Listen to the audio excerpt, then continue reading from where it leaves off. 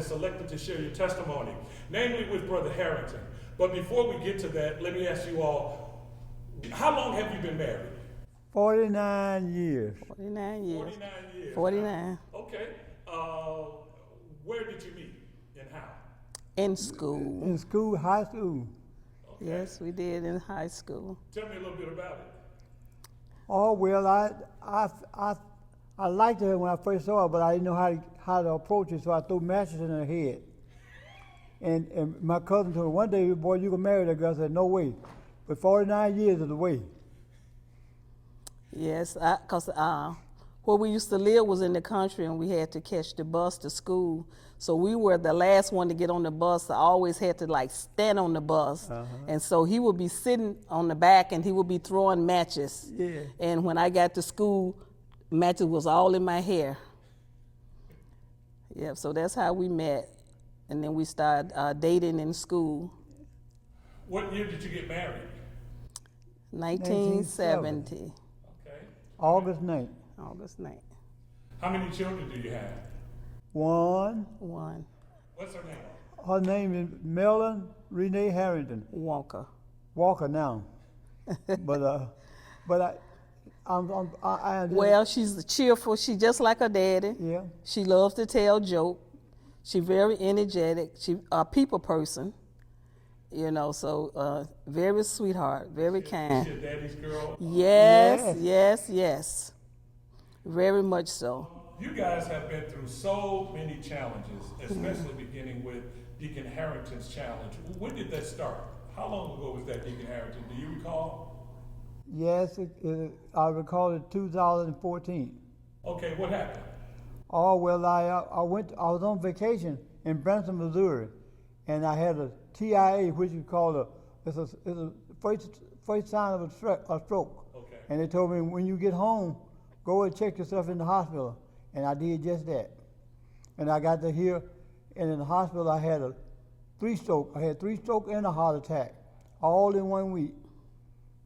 Okay, Sister Harrington, how did that fall with you? Well, I wouldn't have known, but I had, like he said, we was on vacation, so I got up to go for a walk because they had trails in the area that we were, and it was beautiful, so I wanted to go for a walk. So when I got up and I was getting ready to go, and he had got up to go to the bathroom, so I said, I'm going for a walk. And I thought he was joking, and he said, okay, go ahead. And I said, stop joking. I said, you play too much. And he said, I'm not playing.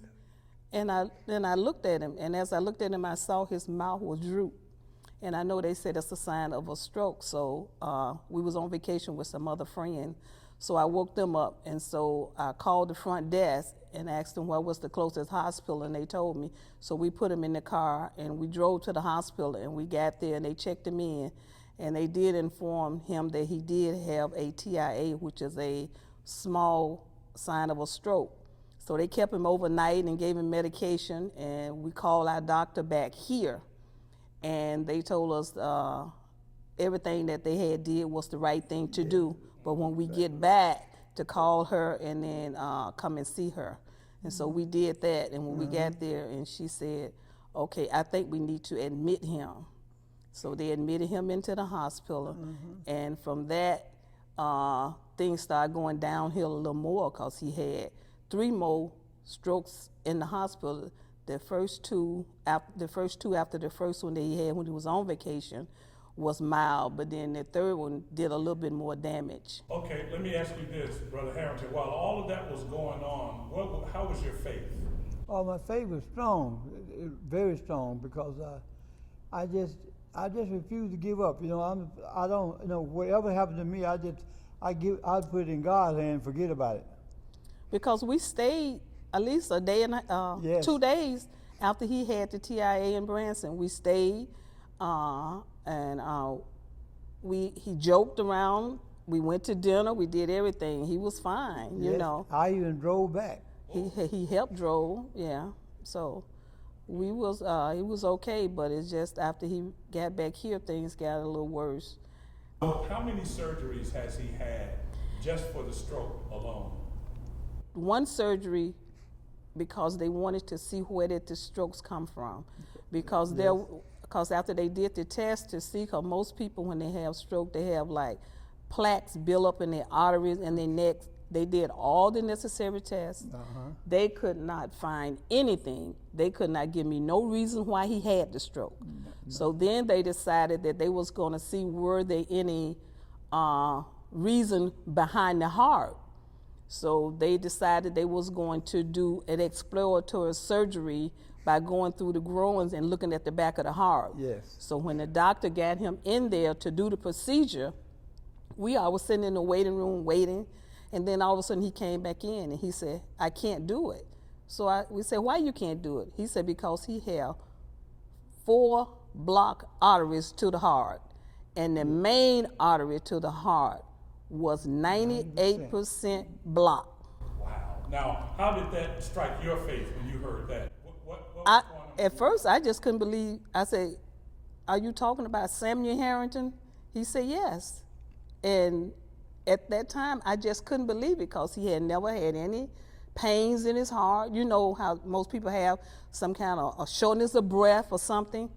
And so, but they did assure me that it were, and that he was not in the position for them to unclog all 4 of them at one time, because by not knowing what had created the stroke that he had, they was unsure. And so they told us that he could have open heart surgery, or he could just get the stents put in the heart. And if they do that, they had to do one at a time. So we talked about it, and the doctor came in, Yes. and he asked them the question.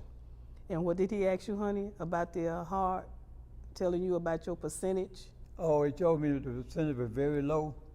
I told him we won't be having that then. Yeah, because But the doctor did say that.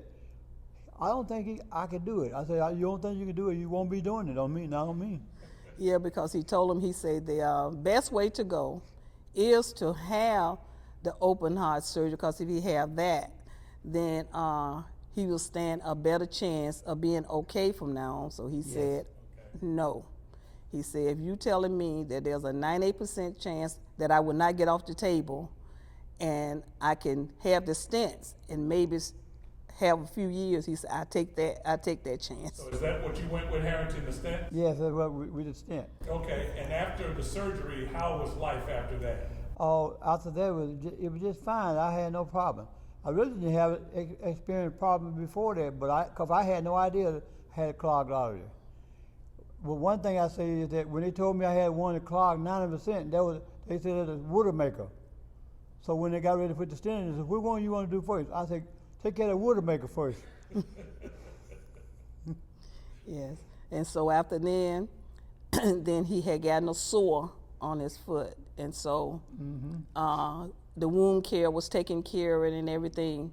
So then they decided to send us to the vascular department, which did an ultrasound on the arteries that's in his leg. And they told us from the diabetes he had that his arteries in his leg was clogged, and that they need to go in to try and open it up because of the sore that was on his foot. So, So that was in 4 stages, right, 4 parts. What Four was par- the first part like? the first part was okay. You talking about the stents that they put in? No, The vein, the first one that they did, they opened it up. So he had 3 sores on his foot. He had one under the bottom, he had one on the side, and then he had one on the toe. So when they did the first one, the sore under the bottom healed. Yes. And so then they sent us to the vascular again, and they said that it had started closing back up and wasn't enough blood flow going to it. So they went in a second time. And the second time they went in, the sore on the side healed. Yes. But then when they went in the third time to try and heal the toe, the procedure did not take.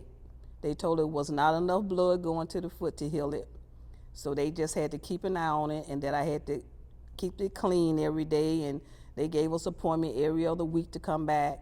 So then it started getting really bad.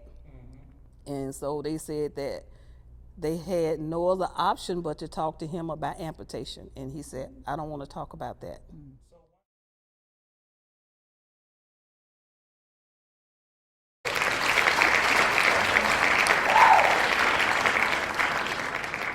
So why did you want to talk about amputation? I really didn't want to talk about. I didn't want to have to be dependent on nobody to take care of me, get me in and out of wheelchair all the time. I just didn't want to live like that. I want to live, but not like that. Right. And so you trusted God to get you through it. Oh, I trusted God 100% to give you that. Matter of fact, I told God, I said, whatever your will, it will be done. You take care of it, Lord God. You know better what I need than I knew. And I left it to God, and he made the decision for me. Because I couldn't make the decision for myself. So for about 1 whole year, he pained day and night. Day and night. Oh, yeah. I mean, we hardly got any sleep. He would be moaning and groaning. I would get up, rub his foot, give him ice pack on it, and do different things that I thought would try and help to make it better. He took medication, and we kept going back. Each time we go back, they said they had did all the procedure that they can do on the leg, that there was nothing else that they could do. Do you remember when I cried so Yeah. hard that you get up and cry with me? Yeah, so we have to admit he cried a lot. I mean, cried at Oh. night, moaned and groaned. And I would say, honey, are you sure? I say, you in so much pain. And he said, well, honey, I'm just trusting God. I've asked God to just let me keep my foot. Just let me keep. Yeah. So now you all are sitting here with those But God shirts on. Yes. Why do you wear that? Because nobody but But God. God. Nobody did it but God. Nobody but God. God. So when he finally decided, after a year of painting, he finally decided and he said, okay, if this were God intend for me to have my leg amputated of my foot, because they didn't know how far they had to go up, because they said it was a waste of time to just cut the toe and it wasn't going to heal. Right. Then you go back, you got to cut more of the foot. Then you go back, you got to go all the way up. So they said we need to see exactly how far we need to go up in the beginning so that will heal. So when he finally made up his mind after a year, we called and made an appointment. And so we went to the vascular department to see the doctor. Yeah. And when we walked in, the young lady that's assisted doctor that was going to be with him, she came in, she got the Doppler and did her ultrasound and stuff and everything.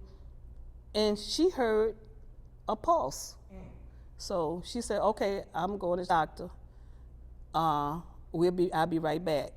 So I was sitting there with him and my daughter. She took off work to go with us that day. Yes. So I was just sitting there and I said, Lord, if somebody would just try one more time. So by then she came back and the doctor came with her. Now mind you, we've been going there 4 years and seeing the same doctor. This doctor we had never seen before. Never. He came in the room, he said, I looked at all the tests and I see they have not tried to do anything in a year. So he say, so if you will allow me, I would like to try. One more time. All I could do was just start screaming and crying. And he say, it's okay. I said, if you only knew, we have been here 4 or 5 times, and each time they tell us nothing else they can do but amputate. And for you to say you wants to try one more time, I said, I know it's nothing but God. Yep. I said, and if you want to try, we want you to try. He said, now, I have all the appointments I can take are for Monday. He said, I only come over here once a week. He don't even work at the VA. He comes over from Loyola. So he says, so Monday I have all the patient. He says, so next week I'll be at a conference on Monday. Yes. He said, so you can wait 2 more weeks. I said, we'll wait it this long. So we're going to wait on you. I don't want anyone else but you. So when they called and made the appointment and we all went to set the day for their surgery, he said it's going to take about 3 hours. So after about an hour, we saw him coming and I'm thinking something is wrong. He come and he say, I was able to open it. Yeah. I started screaming and crying, and then me and my daughter was all over the doctor. I mean, we was hugging him and everything. And I thought later, I said, oh my God, this doctor might want to say sexual harassment. I didn't think of it till later. So then, so they opened it up, and after they opened it up, the foot doctor took a look at his foot and say, okay, we think it's enough blood going there, so now we're just going to amputate the toe. And to God be the glory. It is healed. It is healed. It is healed. Yes. So what is your favorite verse? Proverbs 3, 5, and 6.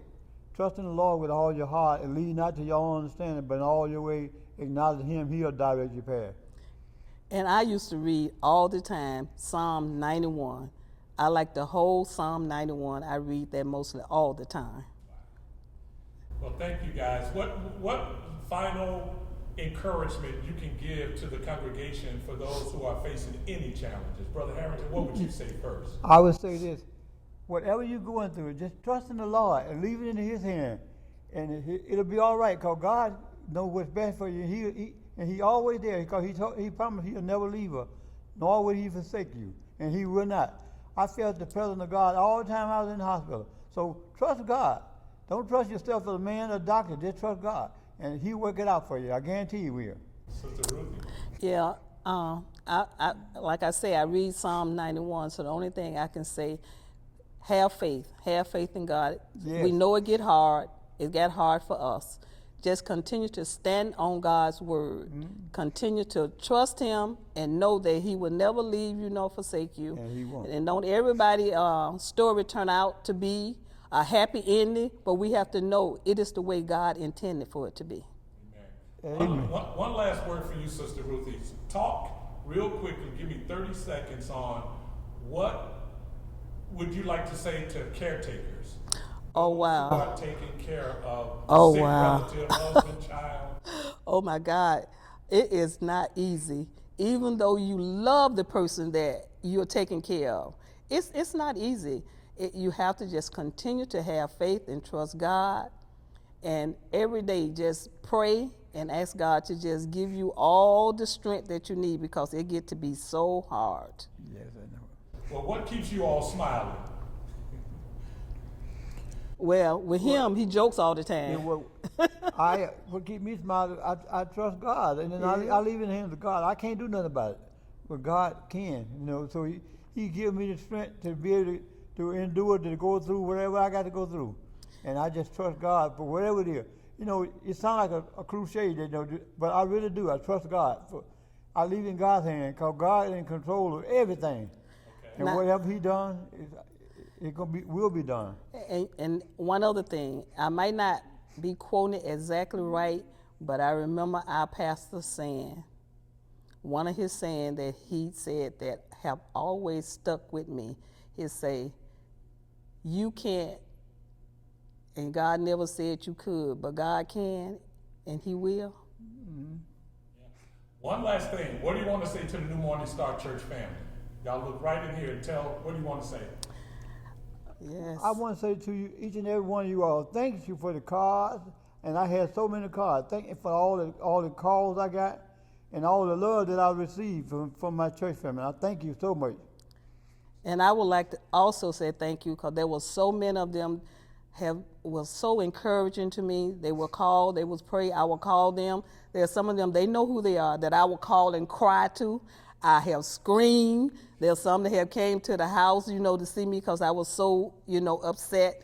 So I just would like to say thank you all so much. You know who you are. We received so many calls, cards, food, coming over, helping us clean and everything. So just thank you so much for all the love. Thank you. I would not trade New Morning Star for nothing. Thank you all you. are such wonderful Thank people. you. Thank you. Okay, Brother Harrington, lastly, what do you want to tell your wife?